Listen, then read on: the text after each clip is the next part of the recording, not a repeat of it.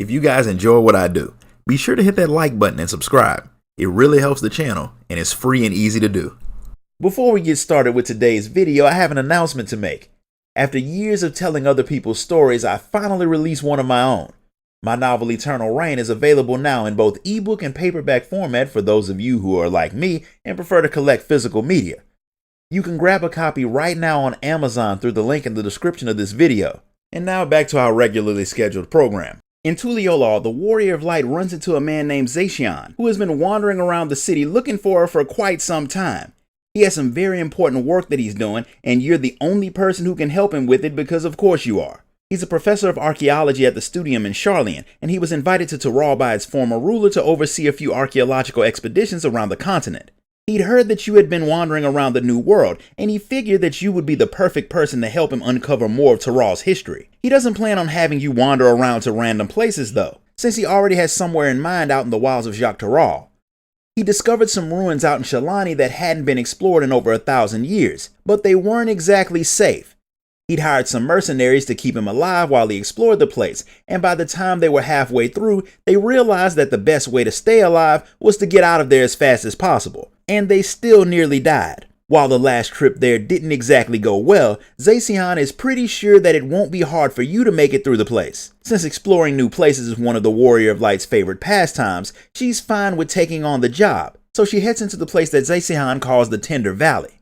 There is absolutely nothing tender about the valley. It's full of cactuar and a whole host of other very hostile monsters that make it pretty clear why the mercenaries couldn't make it through the place. When you get to the actual ruins, the very first thing that you notice is how similar the place is to the Ronkan ruins you saw in the first. At the heart of the place is a very big creature that looks like the Great Serpent of Ronka. It tries to murder you, so you beat it until it shrinks down and runs away. Having explored the entire place, you head back to Zeycihan to tell him exactly what you saw there. Hearing about a giant serpent at the heart of some ruins that seemed to have been built by a completely different civilization was not exactly what he was expecting. He figures that the ancient Yok Huy who had built the place probably did it out of both fear and respect for the big serpent that you fought. And the fact that you say it all looks like a place that you saw in a different shard makes him think that he's found the final part of the book that he spent most of his life working on, since it's about how the civilizations of the different reflections seem very similar. He had read everything that the Scions wrote about the source and the reflections, and how when Atheris was broken into shards, the people lost everything from their power to their intelligence. They all had to start from scratch and build their civilizations from the ground up. But since all of the people from each reflection have the same foundation, it isn't all that strange to see that the people created similar things. So he thinks that there may have been a group of people who were like the Ronkans in the area long before the Yok Huy got there. What you saw pretty much proves him right. Since you know quite a bit more about Ronka than he does, he wants you to come with him to talk to the Yok Huy's lore chronicler, so he can tell you about some of their ancient legends, and you can help him see just how similar they are to what you saw in the first. They actually do have a story about the great serpent that you fought.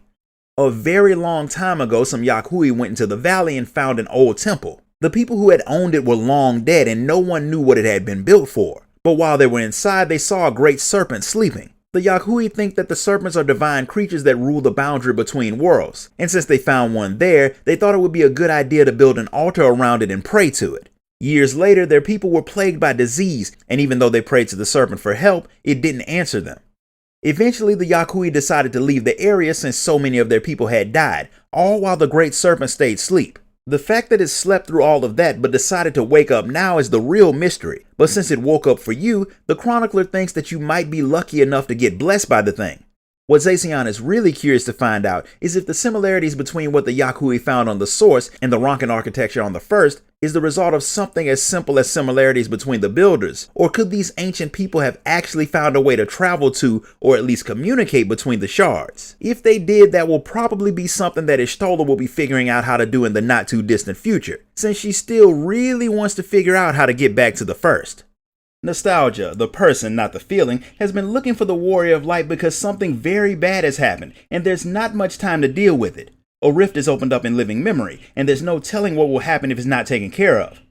Unlike most requests that people make of you, this one is actually serious, so you head to living memory to meet up with Nostalgia and deal with the problem. Since Zoralja has been put down, Nostalgia and her group Oblivion have been putting a lot of resources towards studying living memory.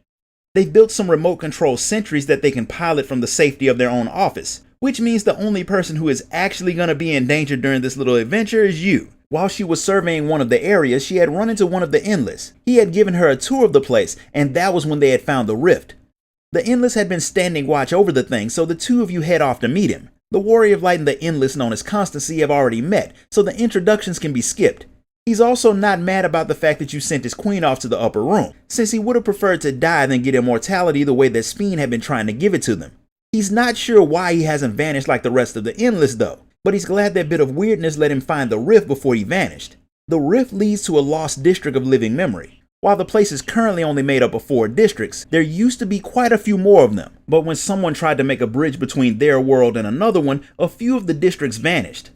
One of them was an entertainment district called the Dreamborough, and that's where the rift leads to. Constancy and Nostalgia had taken a step inside of the rift to see exactly what was on the other side, and they were immediately chased away by a small army of very real ghosts. The place had been separated from living memories ether for decades, so none of the Endless who lived there would still be alive, and without them to take care of the place, the Dreamborough has turned into a city-sized haunted house that the creatures inside call the Strayborough Deadwalk. Having that corrupted place reconnected to living memory likely won't be good for the city, so Nostalgia wants you to go through the rift and figure out how to close it. The Warrior of Light rarely says no, or anything else for that matter, so she agrees and steps through the rift into what the 13th Gate haunted house wishes it was. The Deadwalk is what you'd get if all of the evil hidden so deeply inside of the House of Mouse took over one of their theme parks and tried to eat all of their guests, which actually, when you say that out loud, sounds like a really cool theme park, outside of the whole fear of death from violent stuffed animals and haunted roller coasters thing, which are all a big part of what you have to deal with inside of the Deadwalk. The further you go through the Deadwalk, the weirder things get, forcing you to fight a literal possessed tea set and giant dolls that'll be familiar to anyone who's been to the Antitower dungeon. It all ends with you fighting a giant Oogie Boogie from the Nightmare Before Christmas. When you beat it and get back to Nostalgia and Constancy, the recap of your trip is a lot more dangerous than she had expected it to be. Constancy, however, isn't nearly as surprised about it since it kind of fit with the theme of what the place used to be, minus the actual near-death experiences. Back when the Dreamborough was normal, it had a place in it called the Endless House, where they put on shows that used volunteers from the audience. These participants would be given the job of rescuing a princess from Traumaray, the Lord of Nightmares, which was the rip-off Oogie Boogie that you fought. He figures that all of the creatures were brought to life by the memories of the Endless who used to live there. Even the theme park itself got a mind of its own, all in hopes of putting on a final show that would give the people trapped there freedom. That's all a theory, but since the rift vanished after your battle, it seems like it's a pretty good one. With that done, Constancy finally thinks his mission is complete and he'll eventually fade away. He heads off to take one last look around his home before he fades into eternity, while Nostalgia and her organization continue to see what mysteries they can uncover in this very strange place.